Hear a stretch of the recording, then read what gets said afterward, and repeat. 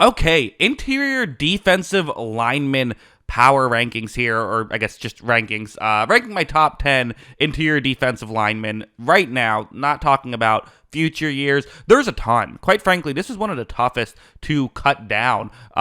Ultimately, some really good players did not make the top 10 list that feel like top 10 players. DeForest Buckner, Aleem McNeil, Milton Williams, Christian Wilkins, Christian Barmore, all fantastic players that I just couldn't fit on the list because there's so many. So ultimately, yeah, let's get into the top 10 list that, I mean, it's a crazy loaded list here. Number 10 is Jeffrey Simmons. Again, that's how ridiculous this list is, that Jeffrey Simmons of the Tennessee Titans is at number 10. Constantly one of the most underrated players in football. I'm not trying to underrate him here. Still, an awesome player. And I do think you can look at some of the metrics and say, was it his best year? I mean, no, it wasn't his best year, but ultimately, like, again, the situation around him, not that the defense was horrible all year or anything like that, but, like, it's not like he was in a great situation where he could dominate. He has been, a guy who sets things up, but still ended up with 5 sacks on the year as a quote-unquote down year for an interior guy. That's pretty good. Number 9, I am going with Vita Vea, who has always kind of been the poster child for a guy who, don't look at the stat sheet, that doesn't tell the whole story. Still ended up with 9 sacks on the year, so, you look at that, and that's pretty impressive for a guy like him, but let's just be honest.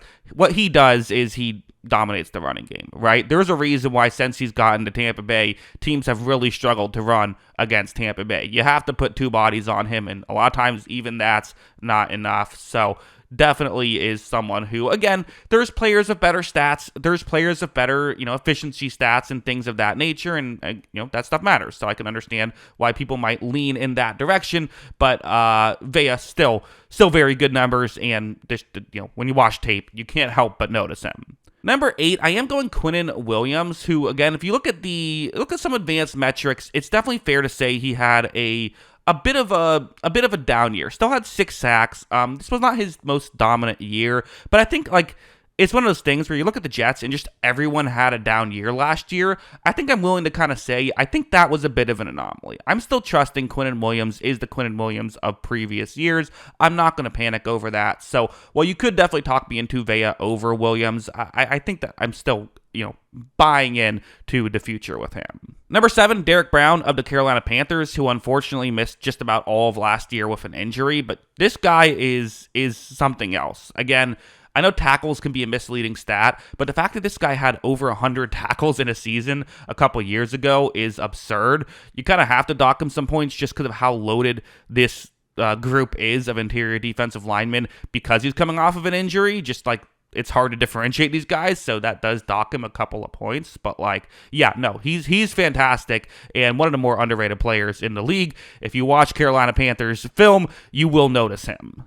Number 6, Jaylen Carter, who I think some people will argue should be higher. Listen, he's a very good player. Weirdly, the numbers aren't, again, sacks don't tell the whole story. Numbers don't tell the whole story. The numbers aren't, like, spectacular for him. He's sitting at 4.5 sacks last year, which, again, isn't bad for an interior guy. But, I think that you kind of think of him as this, like, elite interior pass rusher, and it's not like he's not playing. He had over 1,000 snaps last year if you include playoffs. But ultimately, when you watch the film, that does not tell the whole story, right? And he also had the most important play, in my opinion, of that entire playoff run, sacking Matthew Stafford on a 3rd down and 2, forced a 4th down and long, which the Rams weren't able to convert on when the Rams were trying to have that furious comeback and trying to win that game. So, he's obviously a fantastic player. Again, it kind of goes to show how loaded how many great interior guys there are that I have to put him at 6 here. Number 5, I am going with the Rams interior defensive lineman, Kobe Turner, a guy who, so he was kind of considered an analytics darling coming out of the draft, but that's kind of all people really considered him as. He fell very far in the draft. I believe he was a 6th round pick, if I remember correctly, but then plays next to Aaron Donald and really just thrives there. He had a great rookie year, but everyone was kind of saying, okay, listen, I know Aaron Donald, I know the way the Rams work is that Aaron Donald isn't getting double teamed every time because their whole philosophy is trying to get Donald as many one-on-one matchups as possible, but you still got that much attention on Aaron Donald. It's going to be easier. And did Kobe Turner have as good of a year as he had his rookie year? I don't know if I would say that, but he was pretty close. Ended up with 8 sacks, ended up with still really good, efficiency metrics. So, like, maybe he wasn't quite the fantastic, quite the numbers that he had last year. But the fact that he was in the ballpark without Aaron Donald is pretty remarkable and really goes to show that he is for real. That was not a one-year wonder. So, yeah, Kobe Turner, fantastic player. He is a top 5 interior defensive lineman, in my opinion. Number 4 on this list, if you're impressed with Kobe Turner's 4 sacks, well, how about Leonard Williams' 11 sacks on the year? That's why I have him all the way up at number 4 on the list. He famously had the pick 6 against Aaron Rodgers, which was a nice play as well. And he's also just, again, a ferocious run defender on top of it, as all these guys are. You're not going to make this list without being a good run defender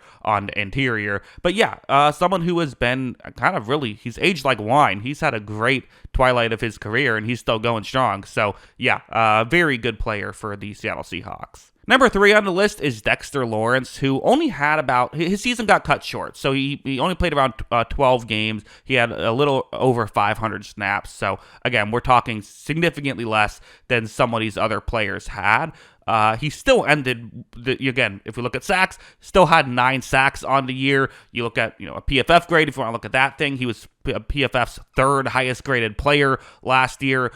Dexter Lawrence is fantastic. Dexter Lawrence is one of the best players for the New York Giants. And again, he can rush the passer at an elite level, and he can play run defense at an elite level. He is fantastic at both, and that is why he is ultimately number 3 on the list. Number 2, talk about aging like wine. Cam Hayward has been awesome his whole career with the Pittsburgh Steelers since he's gotten there, but also has just been fantastic these past couple of years. Again, a guy who is just as dominant in pass rush as he is in run defense. Going to be 36 next year, and some Steelers fans were still saying, like, why are we drafting another interior guy? Like, we got Cam Hayward, but we're good. And they also have other players there too. But it just goes to show how dominant he is, and still dominant at this level. Yeah, he's 36, but there's only one guy I'd take ahead of him.